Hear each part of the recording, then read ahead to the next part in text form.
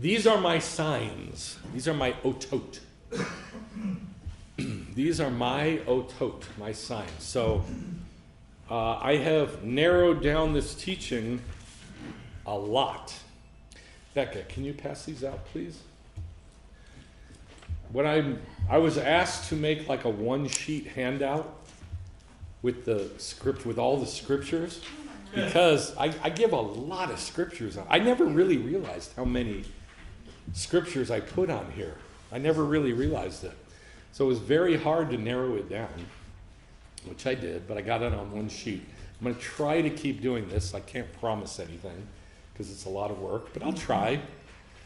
But the reason I'm saying this is not to toot my own shofar, but it's to tell you this.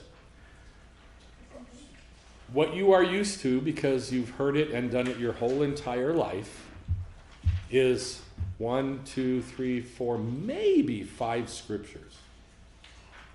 That's not how Jews study. Jews do not study like that. They study with 50, 60, 70 scriptures. That only has about 25 on it. It's shortened. I shortened it. I'm working on cutting it down. But I was realizing, wow, I've been doing this a long time with 50, 60, 70 scriptures. But you're not used to that. So I'm going to have to cut it back some, limit it some, and then try to build us up. But I got to tell you, for the most part, you're not used to studying like Jews. Jews don't study with just 5, 6, 7 scriptures and then preach on them. A simple thing. What you have to do is you have to do what's called remez. You know what remez is? You know what it means? Where you look back and look forward. No, close, but not quite. You're connecting scriptures from back and forward and all over. Yeah, you're connecting. It means to glue or hint. It means hint, like a clue. And what you do is you gather all the clues. Well, how can you do that with 5 or 6 scriptures, 4, 5, 6 scriptures? It's impossible. To create what God is trying to say, you have to look at it from beginning to end, put all the clues together and go, oh, okay, I get it. And that's what I try to do every week. So, these are my otot, my signs. Say otot. That's going to come up quite a number of times during the teaching. But before I talk about that, I want to talk about the name of the teaching, the name of the Torah portion, Bo. If you got a Bible, just tell me what it says in 10:1. Doesn't matter what version it is. Read to me what it says. The very first word. What's the very first word? What? You're not even looking at a Bible. You're not doing what I said. No, look in a... Shh. Look in a Bible. Then the Lord said to Moses, go to Pharaoh. Go to Pharaoh. Okay, anybody got anything else? What does yours say? What does yours say? Go. What's the first word? Go. Right? You got that? Anybody got a New American Standard? Then is the first word. Say it again. Then. No, please, try to stay with me. I'm trying to get to this. Go. This. Oh. Right here. It says go. Okay, yours says go. New American Standard, NIV, the Tree of Life Bible, they all say the same thing. They all say go. But it's wrong. It is wrong. Why? Because God is saying, come to Pharaoh. Right. So the question is, where's Pharaoh? In Egypt. No, where is he in space and time? In the desert, Lord. Right. And that's what everybody misses. Everybody says, God is saying to Moshe, go over there to Pharaoh. He's not saying that. He's saying, come to Pharaoh. So wherever Pharaoh is, Moshe's going to go and say stuff to him. Right. And this is the whole point of this Torah portion. The whole point of the Exodus is to get the Jewish people and everybody else who wants to get their mind on the future. It is not about the Exodus. It's about the future Exodus. That's a sign. That's a sign. So we're going to talk about that. We're going to talk about like why this is talking about the future. Now, if you didn't hear my teaching from last year on the locusts, we did it then. We talked about how the locusts are a picture of the future in the day of the Lord. It's called the Assyrian invasion. It's a picture of the Assyrian invasion, which is a picture of the day of the Lord. So I want you to understand that when we're doing the Haggadah, when we're reading the Haggadah, when we're doing Passover, we are not talking about the Jews and us coming out of Egypt. We're talking about the Yitziat Mitzrayim, which every single festival and prayer talks about. Yitziat Mitzrayim. We do this because we're celebrating the coming out of Egypt. It ain't the coming out of Egypt. It's the coming out of Egypt to the day of the Lord. Now, because of that, they totally destroy. And by the way, the Jews do this too. In the Orthodox Jewish, the Bible, they do the same mistake. They say, just like all the other Bibles, let my people go. It does not say that in Hebrew. It says, Shalach ami, send my people. Where is he supposed to send them to? The future. The future, to the day of the Lord, to the kingdom. But every single Bible says, let my people go. It ain't go. It's shalach, send my people. All right?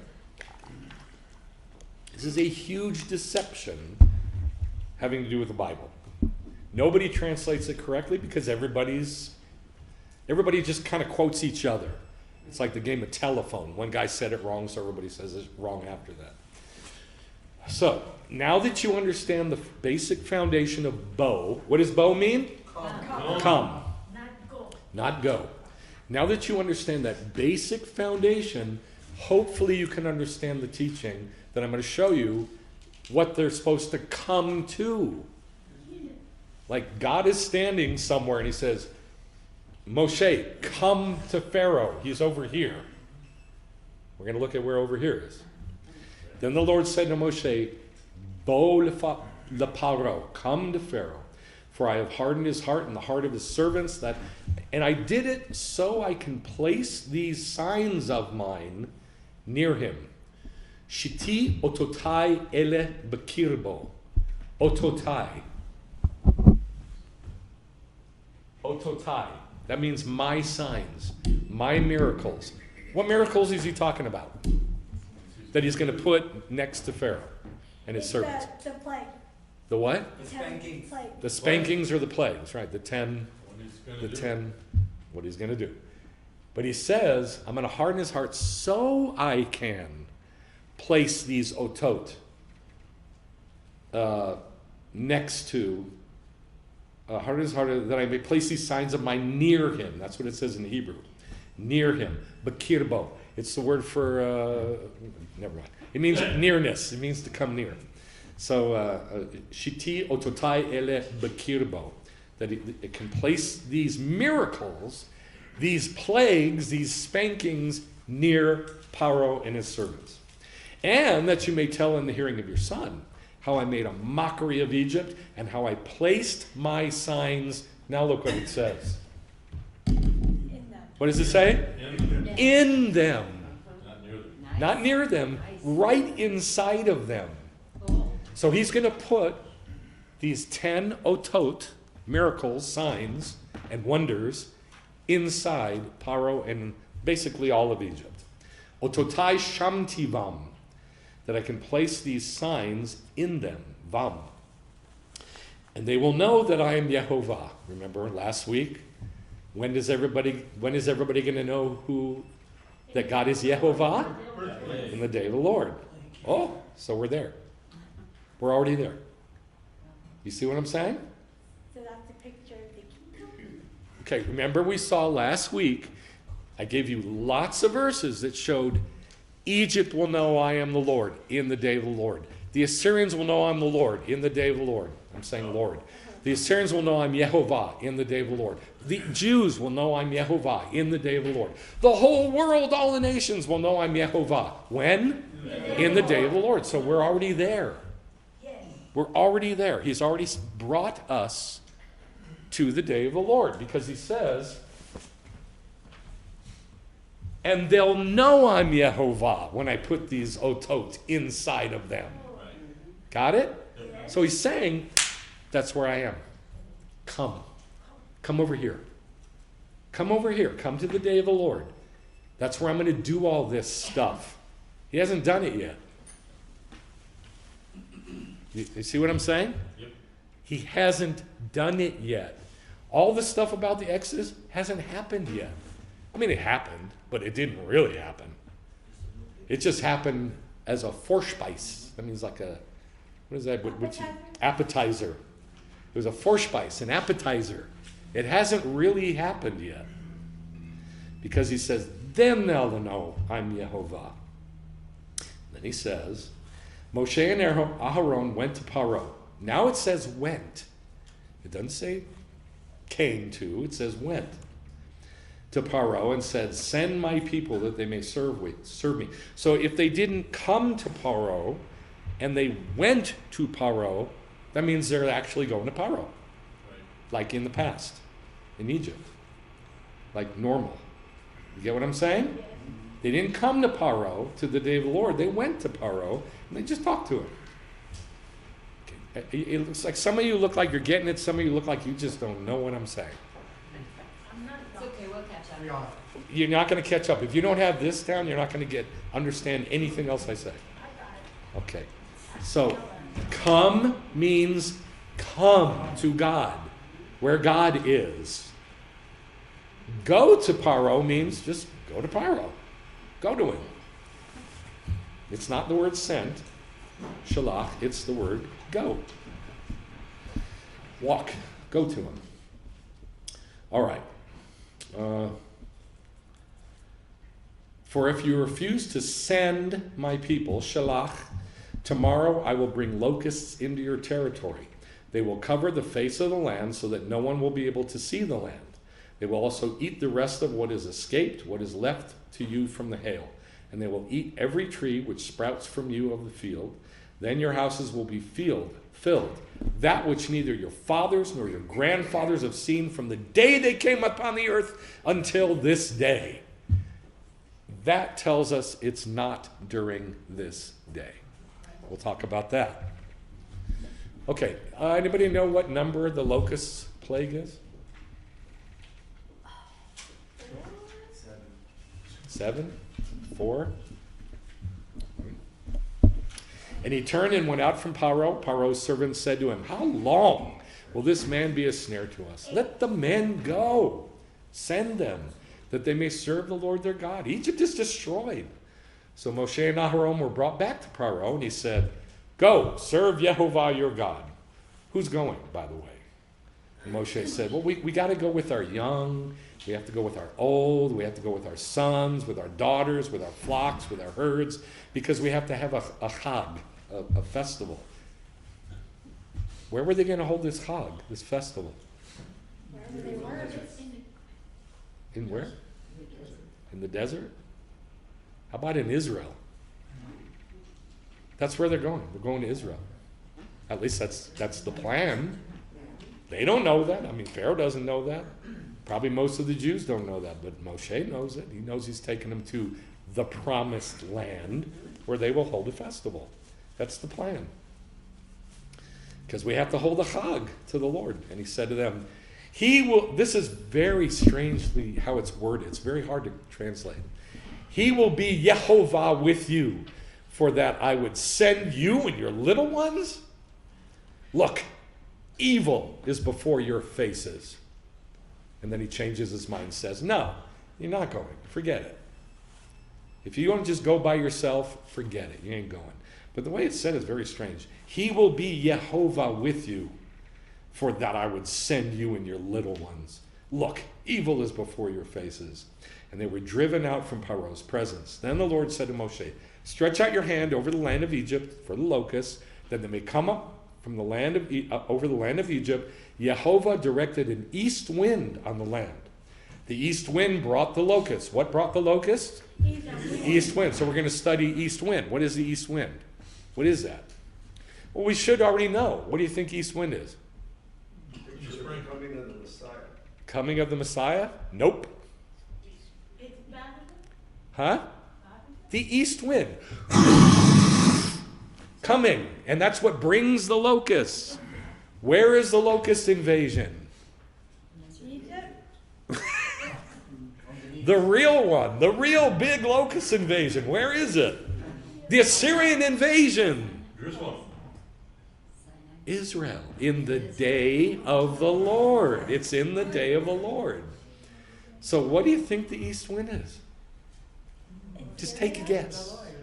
The day of the Lord. Good. So that's what you're going to see. We're going to study the east wind. And you're going to see that every single time it shows up, it's a picture of the birth pangs in the day of the Lord. Every time. It always brings bad. Always. It's in the day of the Lord. Jehovah directed an east wind on the land, and the east wind is what brought the locusts. The locusts came up over the land of Egypt and settled in all the territory of Egypt. They were so numerous, there had never been so many locusts, nor would there ever be again. Which means there will be again. That's what I'm going to show you. This doesn't mean what you think it means. It means just the opposite. We're going to study this, so I'll show you what I mean by that. That it's just the opposite of what we think. It never happened before, and it is never going to happen again. It's going to be worse. It's not going to happen again. It's going to happen worse. That's what it means, really. Okay.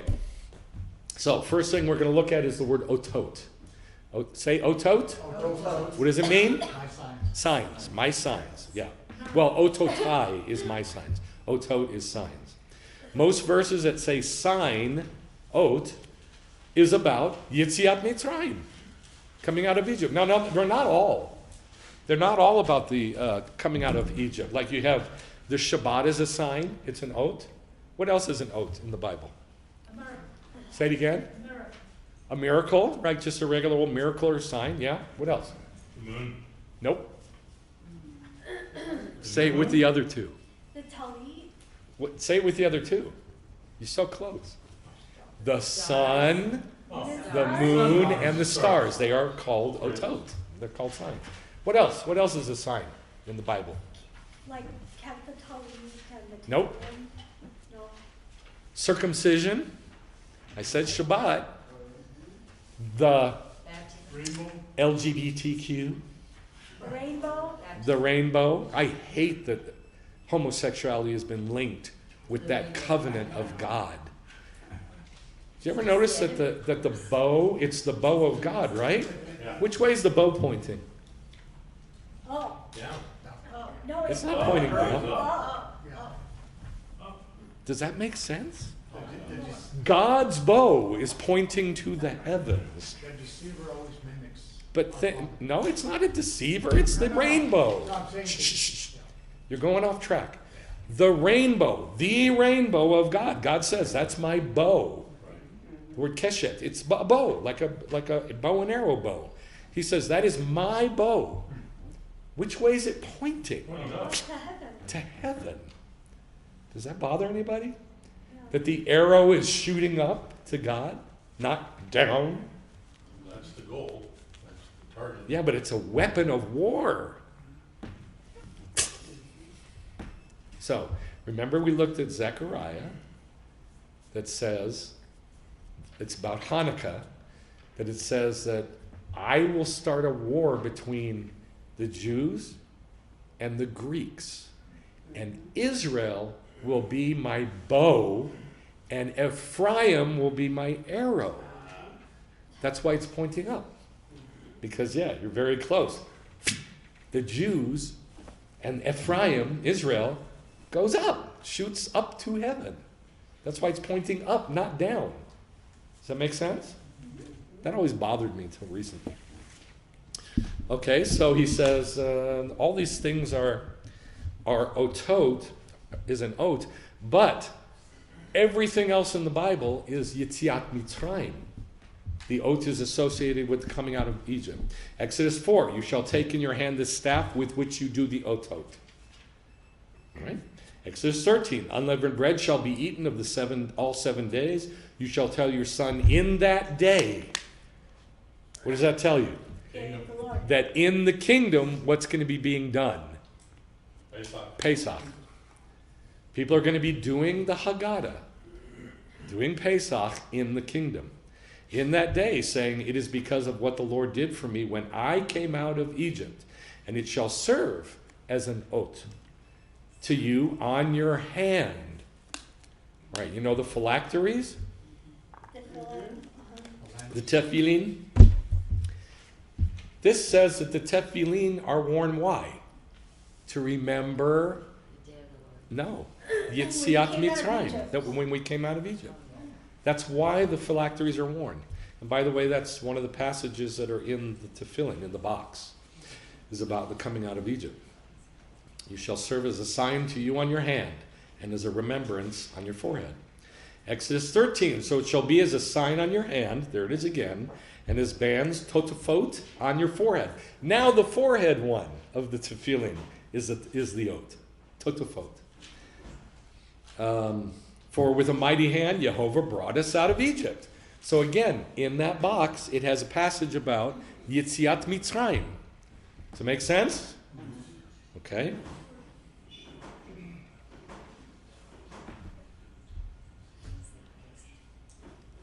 Numbers 14, surely all the men who have seen my glory and my signs, my ototai, which I did in Egypt. How many otot were there in Egypt?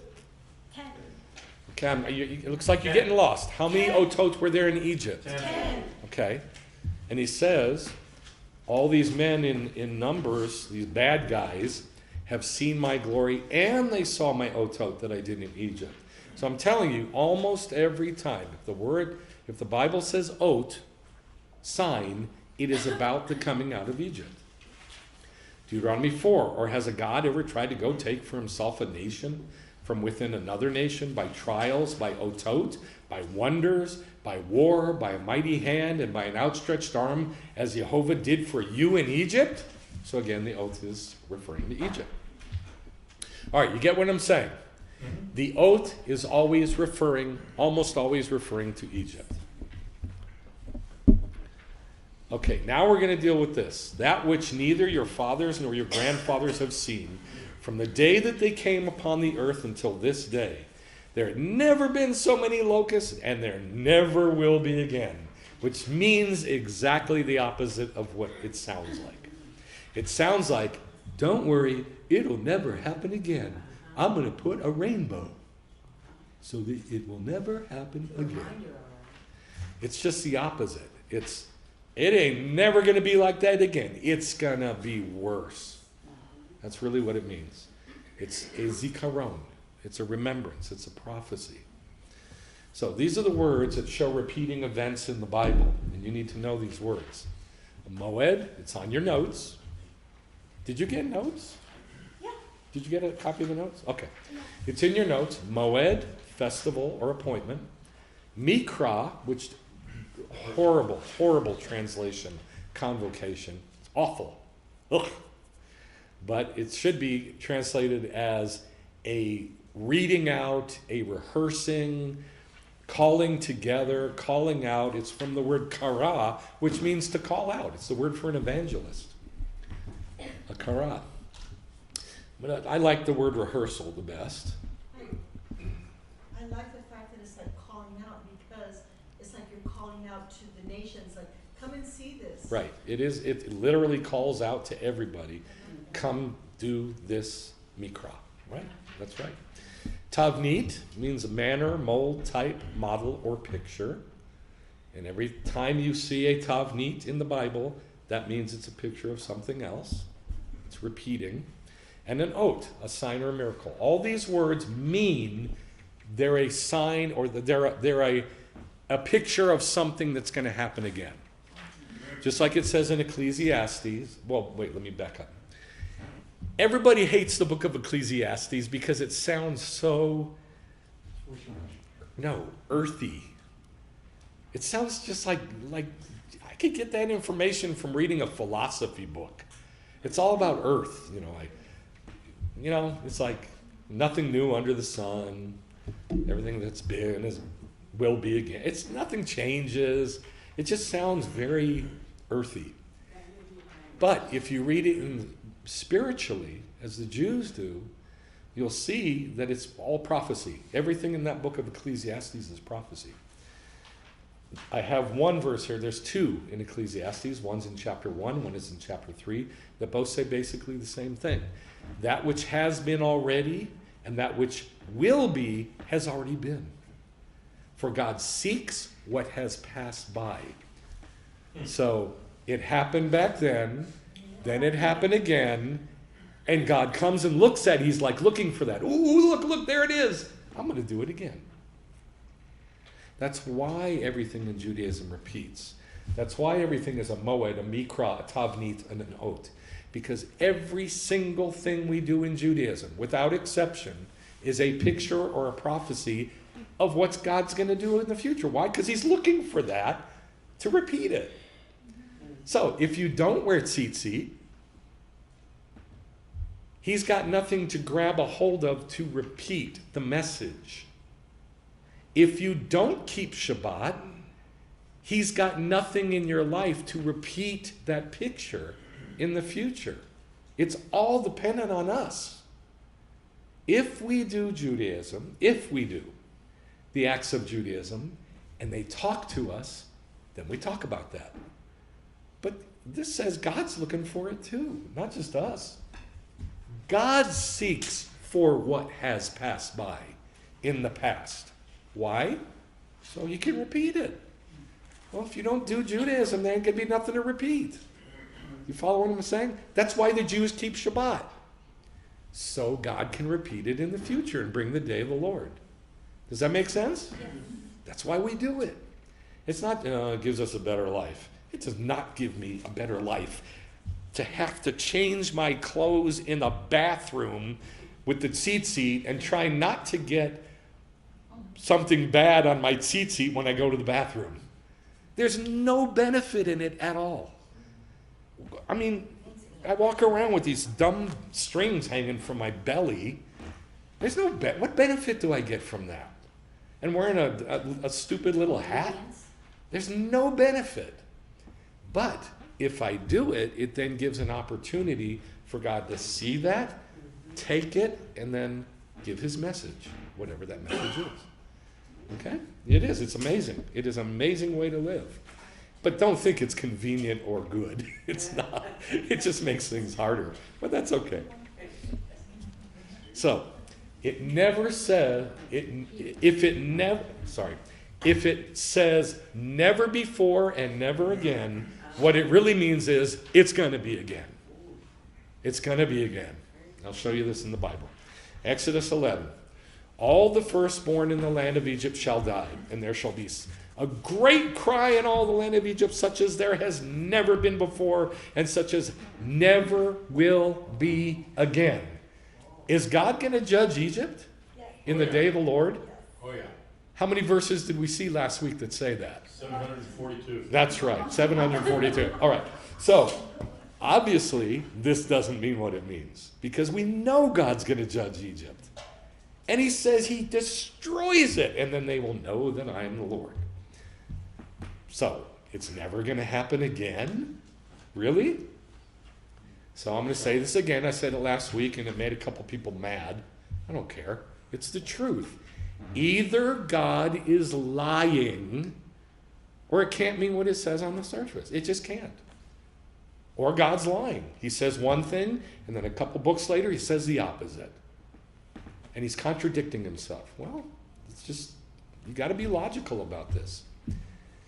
Okay? Joel 1, 2, and 3. It says it. Has anything like this happened in your days or in your father's days? Anybody know what the whole book of Joel is about? No. The whole book's about one thing. Do you know what it is?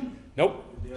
Nope. Well, that's not what it's about. Like, what's the event that it's talking about? An exile? Nope. Say it again? An exile? Nope. Armageddon? Oh, you guys should know this.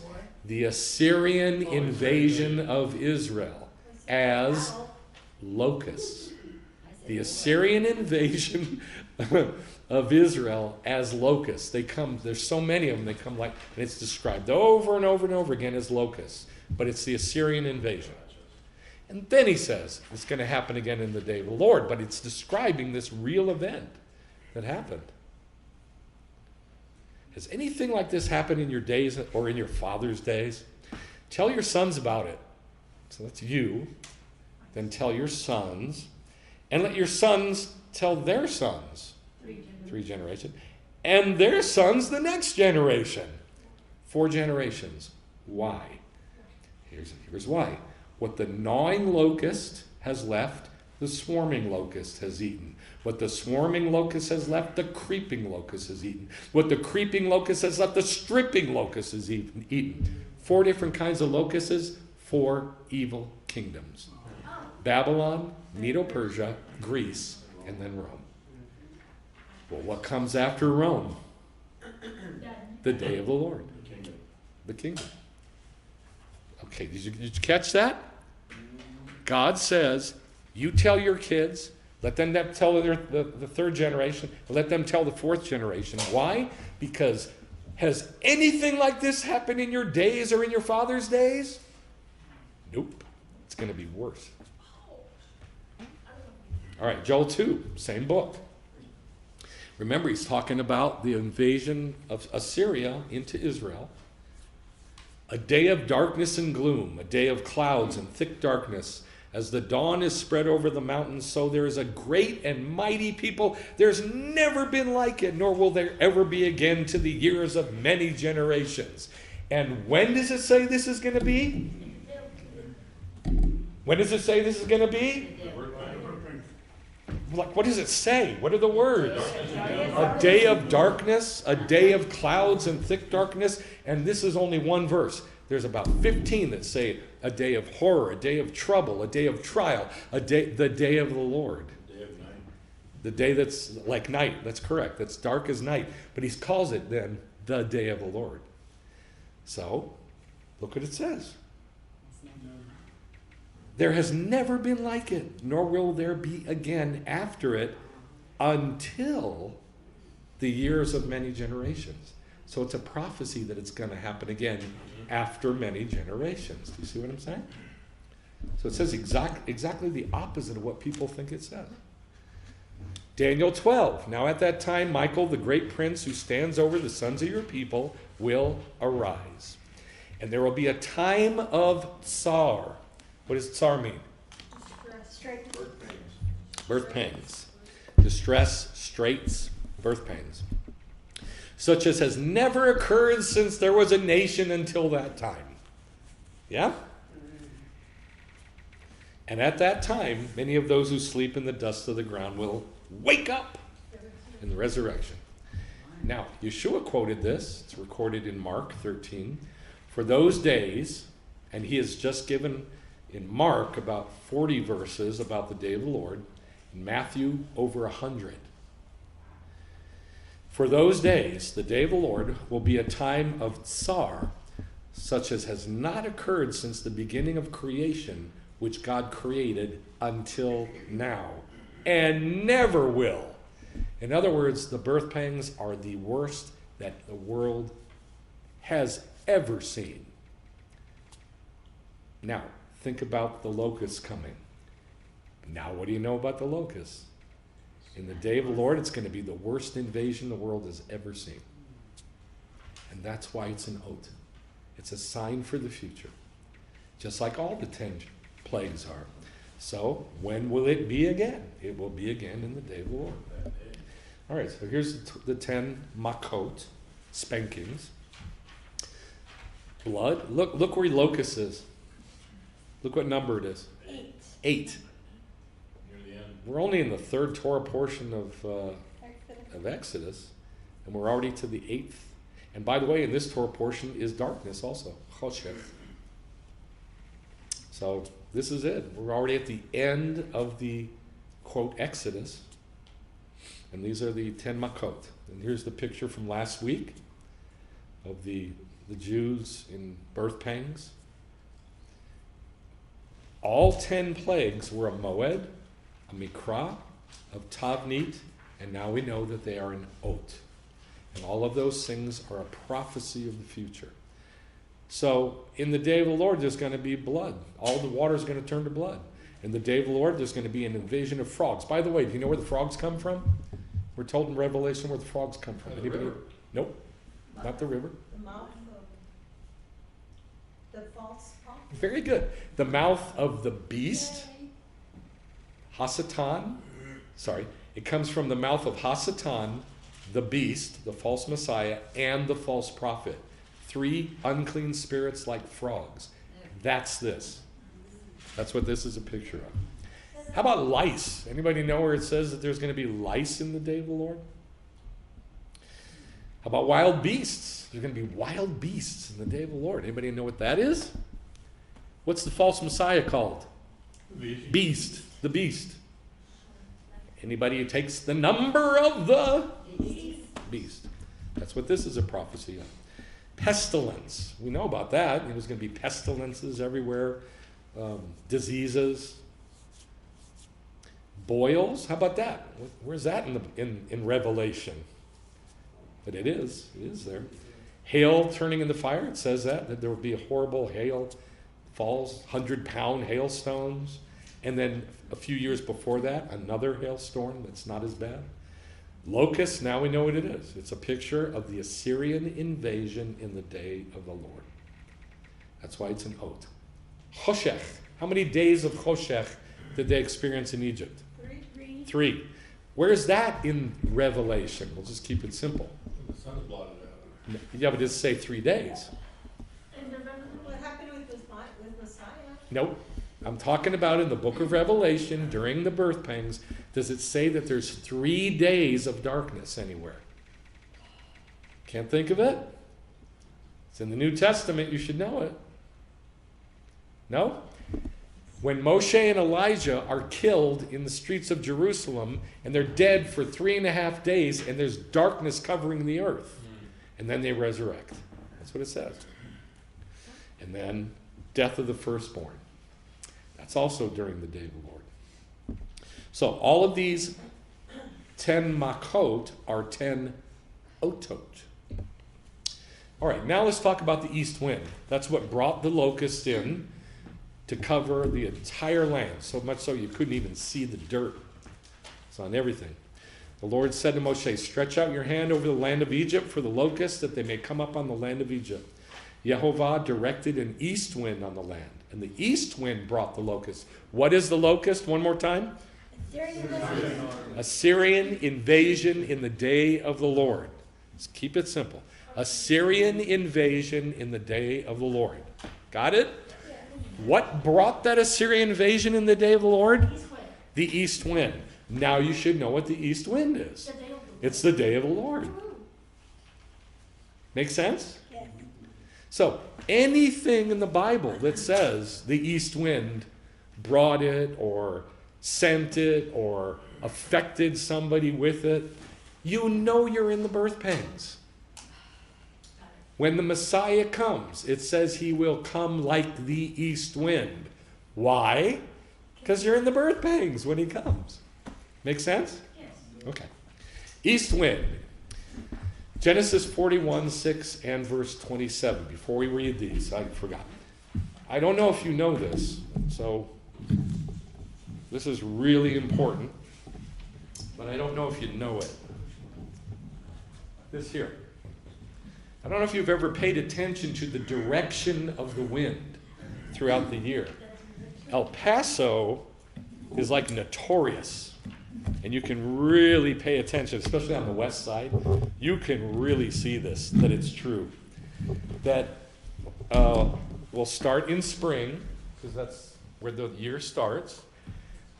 In spring, the wind always howls on the west side from the west. It always blows in from the west. You need to pay attention to this throughout the year, like which direction the wind is coming from. It always comes from the west in spring. And then comes summer. Which way does it come from summer? It blows up from the south, from the equator, yeah? Well, that's counterclockwise. Look. Right. It's counterclockwise, not clockwise. Just like the Jewish calendar goes counterclockwise. And then in east, the east wind, where does it come from? I'm sorry, in fall, where does it come from? It comes from the east. So fall, like Rosh Hashanah, Yom Kippur, Sukkot. This is during what we call fall. What direction is that? East. Those three festivals are a prophecy of the day of the Lord, aren't they? The resurrection, the coming of the kingdom, yes? The birth pangs, the giving of the bride being taken up. That all happens at Rosh Hashanah, right? And then the wedding feast happens at Sukkot. The coming of the Messiah to earth is at Yom Kippur. So when does that happen? Does it happen in spring, summer, fall, or winter? Huh? Fall. I'm going to ask it again. All those things that happen that we rehearse at the fall festivals, they are going to happen in the day of the Lord. When? In the fall. In the fall. Okay, you get what I'm saying? That's east. That's why it's the east wind, because it's fall. All the things that are going to happen in the birth pangs are in fall. They start in fall, because it's east. So here's what I wrote. If you've ever paid attention to the direction of the wind throughout the year, you will have noticed the different directions that the wind comes from. In spring, it blows from the west. Then in summer, it blows up from the south. Then fall, it comes from the east. And then in winter, now it's a cold north wind, right? Yeah. Comes down from the north. Yeah. That gives us a perfect counterclockwise cycle. Yes? Yes. It is counterclockwise, the opposite of the way the world goes. All right, so now this should make a little more sense. Yes? So is that why, like, it says everything has its season? So like the east wind specifically has its season, so that's why everything happens at that certain time? Yes, everything has its own, it's called Tekufa season. All right, Genesis 41. Then behold, 7 ears, thin and scorched by the east wind, sprouted up after them. Now remember the story from a few weeks ago that Pharaoh has a dream, Joseph interprets it, and there's 2 dreams that are really one. There's 7 7 really plump, fat, delicious looking cows. I want to eat those cows that come up from the Nile, right? And yeah, I'm feeling a little hungry. So then, those big, beautiful, delicious cows, they're eaten up by what? The bad cows. Skinny cows. Skinny cows. Skinny, emaciated cows. And they gobble up the big, fat cows. And then he interprets it. He says, what are these cows? The cows are 7 years. And then he sees a second dream at the same time. He sees these 7 ears of wheat. And he says, they're big and they're beautiful. But then I see 7 really nasty, ugly, shriveled up ears of wheat, and they eat up the 7 good ears of wheat. And he says, the 7 thin ears, scorched by the east wind, not by a south wind, scorched by the east wind will be 7 years of famine. So, what is the east wind in this picture? Day of the Lord. In this picture, what is it? He says what it is. 7 years. 7 years. The east wind is a picture of years, time, years. So we got that it's 7 years. 7 years of birth. Right? Well, don't project future. I'm just asking what it says in the passage. In the passage, it's 7 years, yes? Okay. Now, Exodus 14. Moshe stretched out his hand over the sea. Now, this is weird. Everybody says Red Sea. It is not Red Sea. It's Yam Suf, which means maybe Reed Sea. But they're not sure. And I'll tell you why they're not sure. Because there's 2 ways that the word Suf is used in the Bible. It's used as things that are by the Nile, which might be reeds, maybe. But it's also used as destruction and end. And they're spelled exactly the same, and there's no way to tell the difference at all. And so nobody really knows what Suf means. I'm going to read it as destruction, as an end. And it makes a heck of a lot more sense. Moshe stretched out his hand over the sea, the Yam Suf, which means a storm, a tempest, a whirlwind, to snatch away, to carry away, an end, a conclusion. And it literally says in some scriptures, and this is the suf of the matter, the end of the matter, the conclusion of the matter. It literally uses the word suf, which means an end, a conclusion. But it also means like a big tempest, a whirlwind, and I guess there was those on the Reed Sea. Make sense? Yeah. It's not like a shallow thing. So I'm going to read it that way. A conclusion, an end, a storm, a tempest.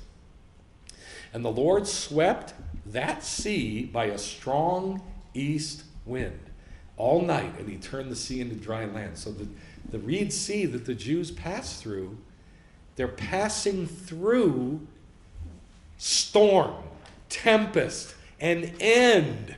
What's the other word for end in the Bible? Ketz. What does it mean? The day of the Lord. The word ketz, every time it comes up in the Bible, I taught you this several times. It every time means the birth pangs. Every time, without exception. So here's the Jews passing through Tsar. They're passing through a narrow passage with a wall of water and the wall of water on their left and their right, and it is the tempest. It is the end, the birth pangs. Look at the Exodus like that. So now the crossing through the sea is also a picture of the birth pangs. You get what I'm saying? Okay. You follow that? Were you able to follow that? Yeah? Okay. It would be nice like if you shake your head. If you don't make any sound come out of you, make a movement with your body. That would be good. So I can tell. Okay. Hopefully you'll never look at the passing through the sea the same ever again. It is not what it was. It's what it's going to be. It's an oath. It's an oath. And it was blown by the east wind. That's what split the sea. What is the east wind a picture of? The day of the Lord. The day of the Lord, the 7 days. And it is what's going to divide the sea. All right, Job 13. This is really interesting. This is the portion of a wicked man from God. What's the guys, what's just real simple. What's the portion of a wicked man from God? What's the portion of a wicked man from God? What do they get? Death. What else? Hell. No. Hell no. No. Birth pangs? The birth pangs. Oh, yeah. The day of the Lord. The birth pangs. And then hell Thank you. after. So that's their portion. So read it like that. What's their portion? The birth pangs. This is the portion from a wicked man from God. Terrors overtake him like a flood, like a suf. And that's what it says in Hebrew. What, reeds are going to overtake a wicked man? Oh, how horrible. You see what I'm saying? It can't mean reeds. It makes no sense. Terrors overtake him like a flood, a suf, a storm, a tempest, a whirlwind. Snatch away, carry away, and end, steals him away in the night. Hey guys, the Lord's going to come like a thief in the night, right? Right? Absolutely not. No.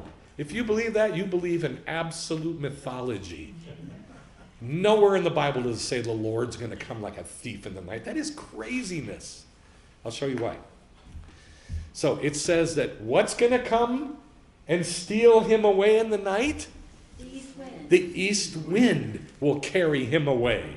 And what's the east wind? The day of the Lord. The day of the Lord, or the birth pangs. Yes? It says that God protected. Yes, that's correct. And it's a storm, it's a tempest, it's a whirlwind, it's snatch away, carry away, and end.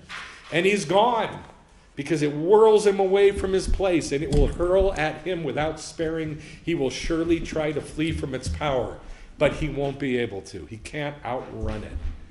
Okay? This is bad. But I want you to pay attention to what it says. It steals him away in the night.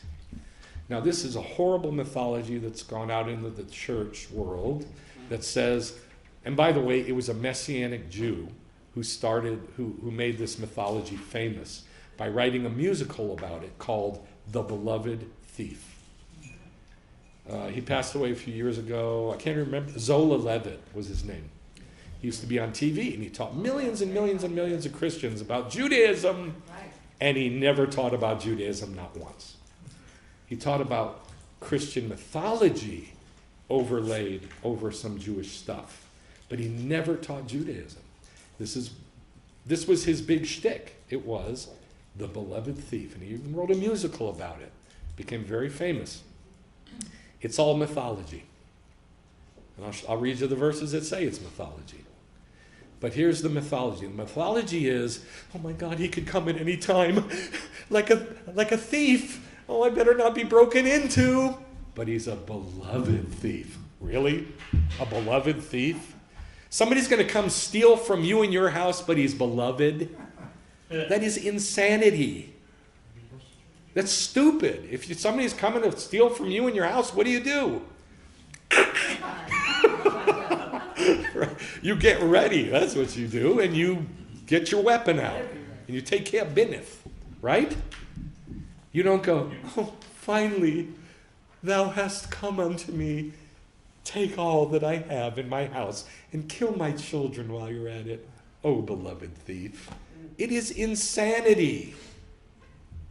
You with me so far? Yes. So far. I haven't gotten to the verses yet to prove it, but this, if you think it out, you'll see this is nuts. Matthew 24 says this. Therefore, wake up! I had my head turned away from the mic. Thank you. Okay, wake up, why? Because we're sleeping. Because who he's talking to is Dead. asleep. Right. Wake up, because you, now in Luke chapter 17, it specifically tells us who he's talking to in this parallel passage. He's talking to 4 guys who came up and asked him stupid questions. They're horrible questions. One of them is really bad.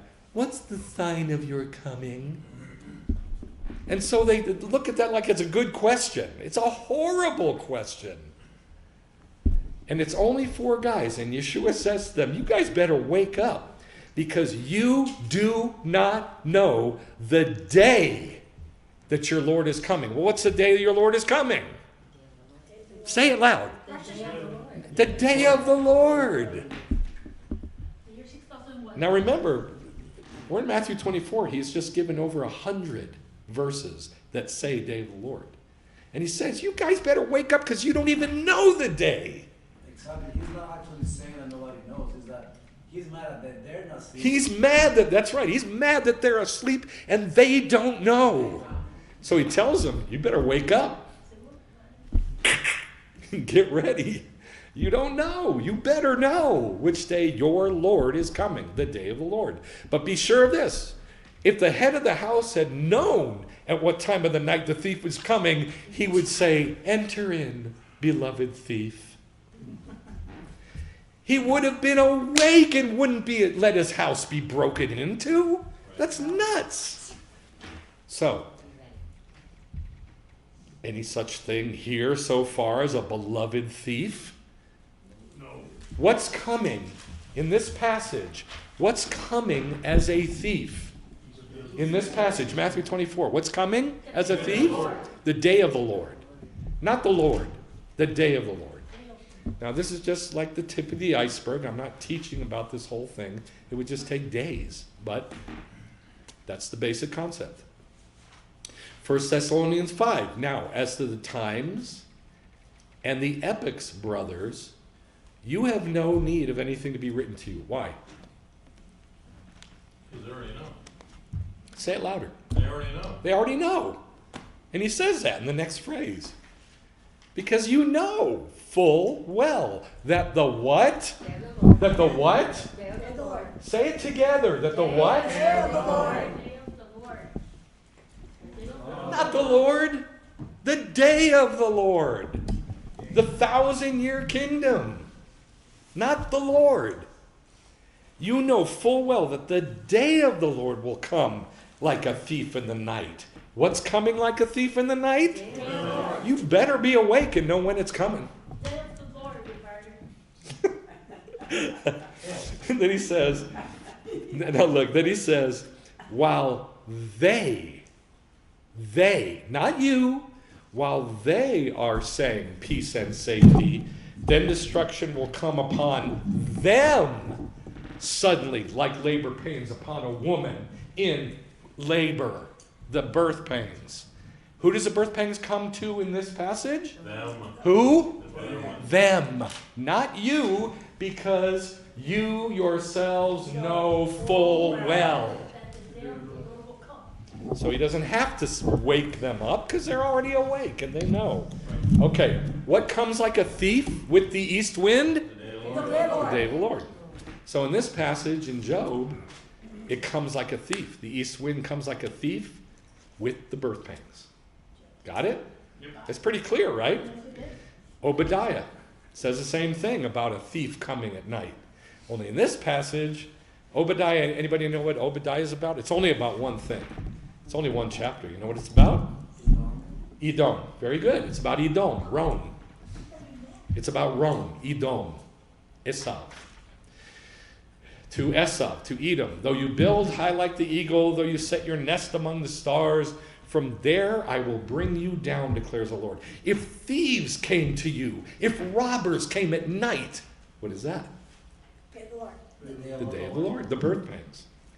Oh, how you will be ruined. Would they not just steal till they had enough? But not with you, buddy. If great gatherers came to you, would they leave some of the gleanings? Oh, how Esau will be ransacked and his hidden treasures searched out. They're not going to stop. They're not going to stop. They're going to come in, break into your house, and destroy everything, kill everybody. You know, this kind of freaked me out. I was wondering why I saw this, but now I know why I saw it. I was watching, I can't remember what it's called, Horrible Prisoners. It was about horrible prisoners in prison, like the worst prisoners of all. I can't remember what it's called. And they had this guy in a prison, and he was a horrible guy, but he got a life sentence. You know what he got a life sentence for? Armed robbery. I'm like, you don't get a life sentence for armed robbery. You do if you go in the house and kill everybody. And that's what he did. But that's still called armed robbery. That's what it's saying here. They're not just going to come and steal a few things. They're going to murder everybody and steal everything. That's the birth pangs. Yeah? Okay. That's the east wind. This is not good. The east wind is not good. Psalm 48. Oh, I love this passage. I love this chapter. For look, the kings assembled themselves together. They passed by together. They saw. Then they were amazed. They were terrified. They fled in alarm. Panic seized them. Anguish as of a woman in childbirth. So they're in the birth pangs. And who's running and feeling all this fear from the birth pangs? Kings. And it's during the birth pangs. In the Bible, it tells us how many kings there are in the birth pangs. How many? 10. The 10 toes of the idol. In Nebuchadnezzar's dream in chapter 2 of Daniel. He sees the idol, he sees the day of the Lord, the last kingdom, and it's 10 toes. And God says, what are the 10 toes? Daniel, the 10 toes are 10 kings. And anguish as of a woman in childbirth. With the east wind you break the ships of Tarshish. As we have heard, we have seen. Now I'm not going to go into the ships. I wanted to, but there's no time. Ships is a very strange teaching. It's about the self. But I've got a few verses here that show the ships in the birth pangs. Psalm 104, there's a sea. What is the sea in the Bible? Gentiles. Great and broad, in which are swarms without number, animals both great and small, and the ships are there, and they sail about. This Leviathan. Leviathan is the beast. The false Messiah, the dragon. It's the false Messiah, and that's where he plays around. Where does he play around? In the ocean. In the sea, With the Gentiles. with the Gentiles. That's his buddies. where he hangs out and plays. But look what it says in Hebrew. I've got a direct translation here. It says, there the ships sail about this Leviathan. Leviathan hazeh. This Leviathan. So in this passage, what is it saying Leviathan is? No. Oh, the Wow. beast. The ships? The beast. Thank you, Ships. Doug. Ships. The what? Oh, The ships. The ships is Leviathan. That's what it says in Hebrew. It says, the ships sail about this Leviathan.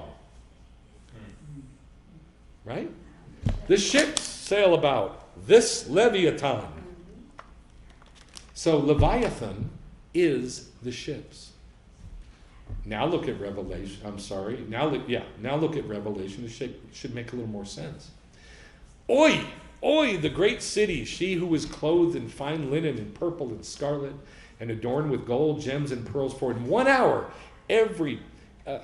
such great wealth has been laid waste, and every shipmaster and every passenger on the ship and every sailor on the ship and as many as make their living by the sea stood at a distance, freaking out and crying, "Oh, Babylon is destroyed."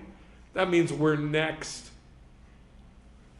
Oi, oi, the great city in which all who had ships at sea became rich by her wealth. So what's Leviathan?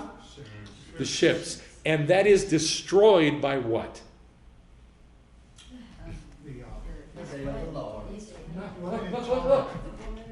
The ships are destroyed by what? The day of the Lord. Oh, Lord. The east wind, which is the day of the Lord.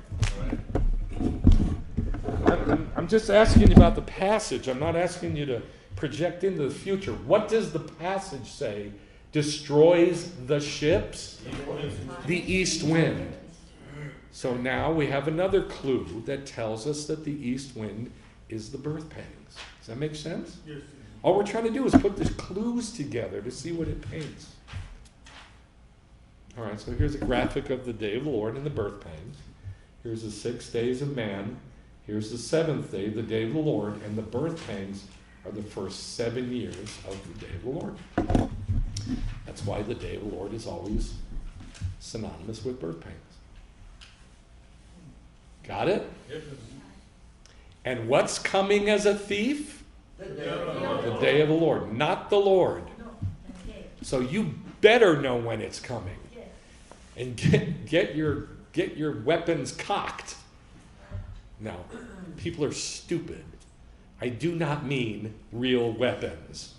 I do not mean weapons. I mean weapons. Spiritual weapons. You better know. Because if you don't know, it's going to mess you up when it comes. Praise Or your children. So we have here that the east wind is a day. It will drive away his enemies, and the east wind will destroy Hasatan. Isaiah 27, in that day the Lord will visit Leviathan, the fleeing serpent, with his fierce and great and mighty sword, even Leviathan the twisted serpent, and he will kill the dragon who is in the sea. You contended with them by banishing them, by driving them away. With his fierce wind, he's expelled them on the day of the east wind. All right, so now the east wind is driving bad people out. Yes? Yes. Who else did that happen? Where did we see that the east wind drove somebody out? Do you remember where we saw that? Nobody remembers? Job 13. Terrors overtake him like a flood, a tempest steals him away in the night. The east wind carries him away, and he's gone. It whirls him away from his place. What carried him away? What flew him away? The east wind. Well, sorry. It says the same thing here. In that day, with his fierce wind, he has expelled them on the day of the east wind. Therefore, through this, Jacob's iniquity will be forgiven. So, it's the east wind that's going to drive all the evil people away in the birth pangs. You follow what I'm saying? Yeah. Jeremiah 18, for my people have forgotten me. They burn incense to worthless gods. They've stumbled from the ancient paths to make their land a desolation. Everyone passing by it will be freaked out. Like an east wind, I will scatter them. This is the birth pangs. These are the Jews in the birth pangs.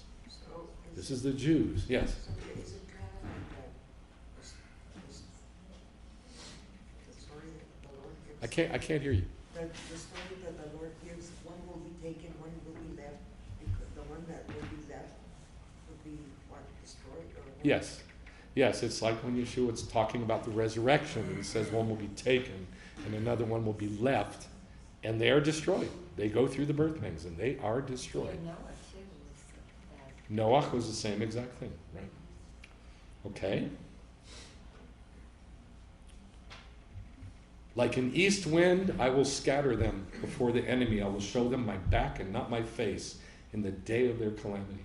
And then Ezekiel 27. This is about Tyre, but if you read the passage, it's really about Hasatan. It says he was there in the beginning of creation, and it does not say he was the worship leader for heaven. That's mythology from the church. They made that up. It says, you were filled and very glorious in the heart of the seas. In great waters, the east wind has broken you in the heart of the seas. It's saying exactly the same thing as Isaiah 27. What is going to destroy Leviathan? East wind. Come on, guys. East wind. If you don't answer, it's just going to take longer. You got to answer back. What's going to destroy Leviathan? The east wind. Here it says also, the east wind has broken you in the heart of the seas. What are the ships? Leviathan. And they're destroyed by what? The east wind. That's what you got to do. You got to answer back. Ezekiel 27, he says that. The east wind has broken you in the heart of the seas, and all your men of war who are with you, with all your company, will fall into the heart of the seas on the day of your overthrow. The day of your overthrow. The day of the Lord. And then Hosea 13. This is about Israel. This is not about the enemies. This is about Israel. 13, 12 through 14. The iniquity of Ephraim is bound up. His sin is stored up. When your children have iniquity bound up in them, what do? Spank them. And so that's what God says here. It's stored up inside of them. The pains of childbirth come upon him. Not her. Hymns don't go into childbirth. No. But here they do.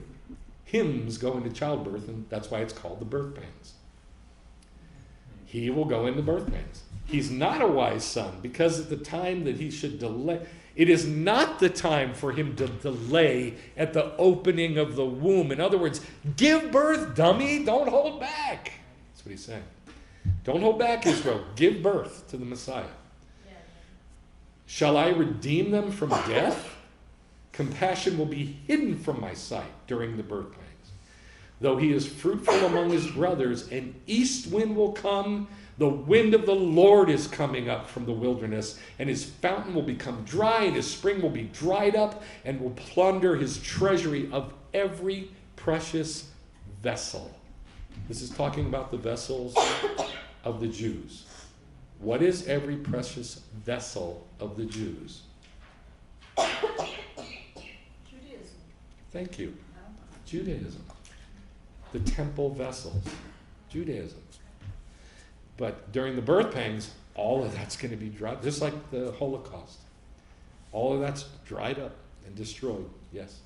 Are the men able to experience the childbirth because the Holy Spirit is in woman? Are the men able to experience a childbirth because the Holy Spirit is a woman? Yes. Jonah 4. When the sun came up, God prepared a scorching east wind, and the sun beat down. What time of year is this? Anybody know? It's the fall. It's fall. It's Sukkot. When is Jonah read? When is Jonah read? No, not read at Sukkot. I'm sorry. Jonah's read at Yom Kippur. Thank you. At Yom Kippur, 5 days before Sukkot. So, a scorching east wind and the sun beat down on Jonah's head so that he became faint, and he begged with his soul, "Oh, death is better to me than life. I wish I could die, but I can't," because it's the birth pain. So Jonah is acting out a picture. That's why this weird passage is at the end of Jonah. It's a weird passage. It's a picture. He's acting out a picture of the birth pains. So now we're going to read, with all of our clues gathered together, you should now know how to read the Torah portion. You should know what it means, like how to read it. So I've got it written for you. Just because I'm so nice, I wrote it out in picture form. Give us a summary. I gave you a summary. Oh, thank you. No, this is not a summary. This is taking all the clues and reading the whole passage in picture form. All right. Wait, before we do this, let me quiz you. East wind. The day of the Lord. The day of the Lord. Maybe I'm done. Okay, never mind. All right, so let's just read it. Then the Lord said to Moshe, "Come, Bo, to the day of the Lord, to Paro." Paro is called in Isaiah, the fierce king. Who's the fierce king? Yeah, but who is it prophetically? False Messiah? Thank you, false Messiah, Leviathan, in the sea.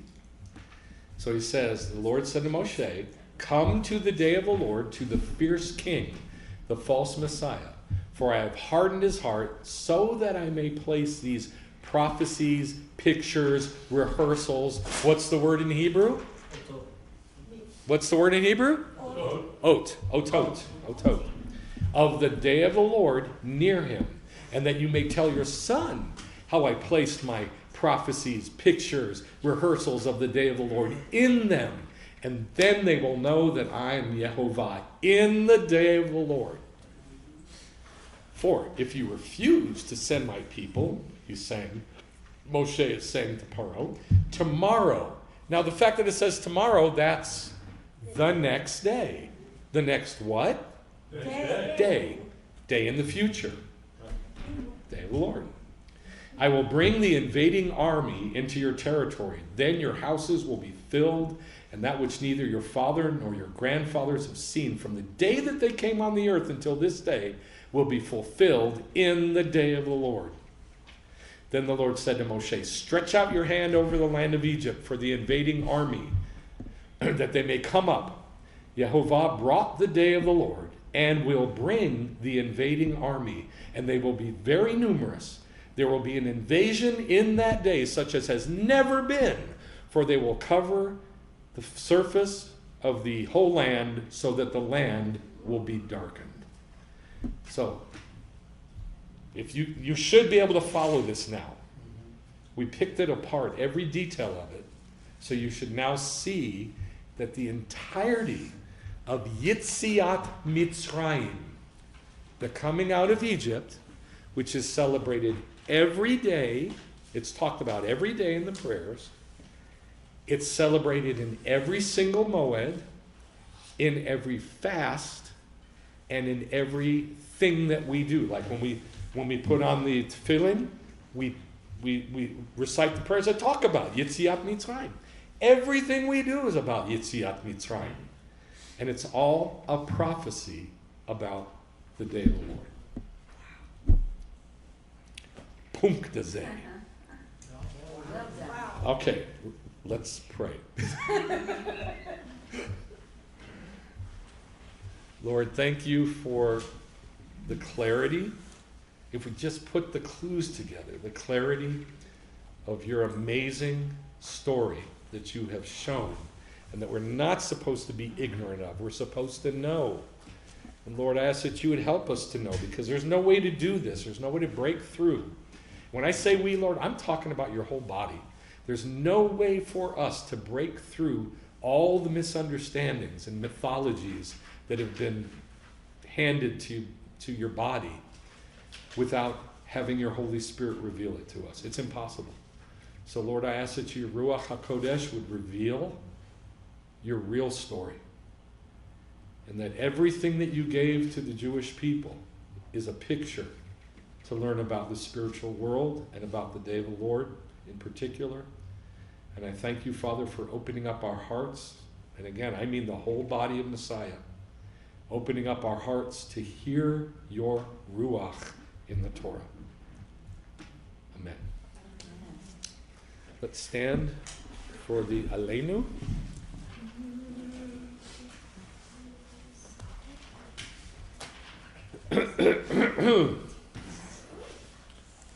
Let's just do the first page.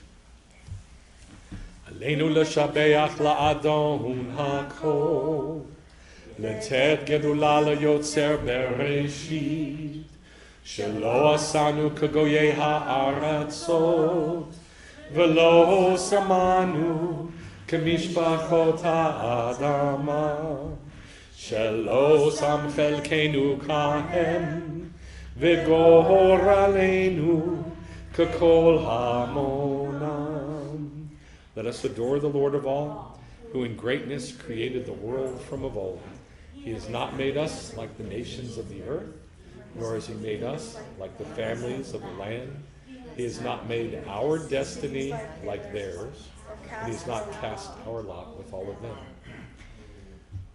Va'anachnu korim umishtachavim umodim lifnei melech malachei hamlachim hakadosh baruch hu.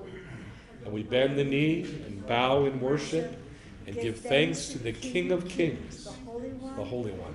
Blessed is he. Shabbat Shalom, everybody. Shabbat Shalom. Let's do Thank you. Kiddush. You're welcome.